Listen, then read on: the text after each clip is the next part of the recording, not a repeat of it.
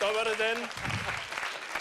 Се извинявам, обаче вие знаете, германците обичам. Ние германците обичаме много чистотата и реда. Затова аз трябваше тук малко да чисти пода. Останало е от другия водещ, когато излезе да ми даде наградата, нещо изпуснал. Знам, че при вас е много чисто, обаче може да бъде още по-чисто. Кое е това, господин Хемпел? Това какво е? Значи тук аз идвам с трабантче. Това е врата от Трабант, не? Това е символичната врата на най-известния трабант. Аха. Най-известният трабант на вашия бившия външен министър Соломон Паси. Да, Паси, да. Паси. Да, Паси. Соломон Паси. Да. И той беше благословен от папата. От бабата? От папата. А, от папата? Папата. Йоан Павел II. Йоан Павел II, да. Йоан Павел II. Има военно-стратегическо значение, защото се возил един от шефовете на НАТО на този трабант. Така е. Да. Кое е най-скъпото на този трабант? Най-скъпото на този трабант е, по принцип, едно зареждане с бензин. Какво става в България, когато ви спрат полицаи? Добре, когато мене ме спира полицай тук, те винаги падат в абсолютен шок. Защо? Слави, трябва да ти кажа, защото ти си тук главнокомандващият. Да? Погледни. Аз им показвам моята книжка. Какво е тук написано? ДДР. ГДР. ДДР. Това не означава давай, работай. Okay. Това означава ГДР.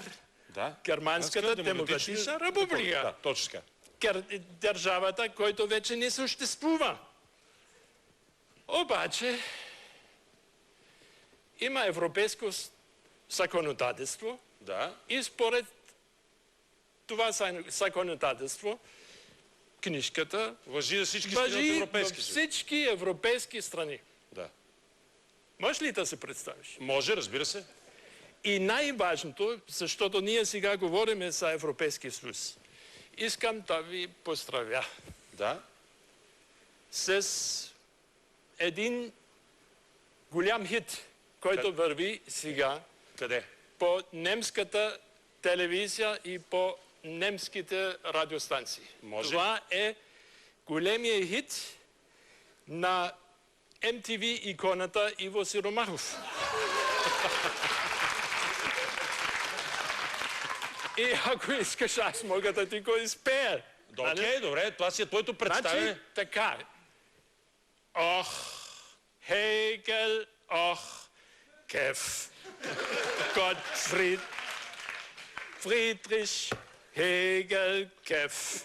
Och, Hegel, och, Kef. Gottfried Friedrich Hegel Kef. Значи, по такъв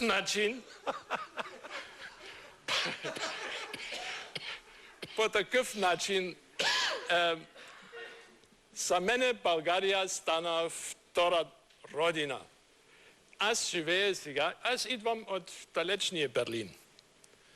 От една страна Германия, дето... Разбрах, че имал едно видео, което ще покажеш. Да, дето всичко е наред. Няма дупки, няма нищо. Така е. Обаче много е скучно. Да, така е. При нас е весело. Има дупки и голям купон. Много скучно. Да.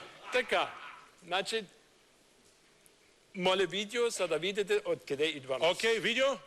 Германия е държава в Централна Европа. Нейната територия заема 357 000 квадратни километра, разделена е на 16 федерални провинции и е разположена в умерения климатичен пояс.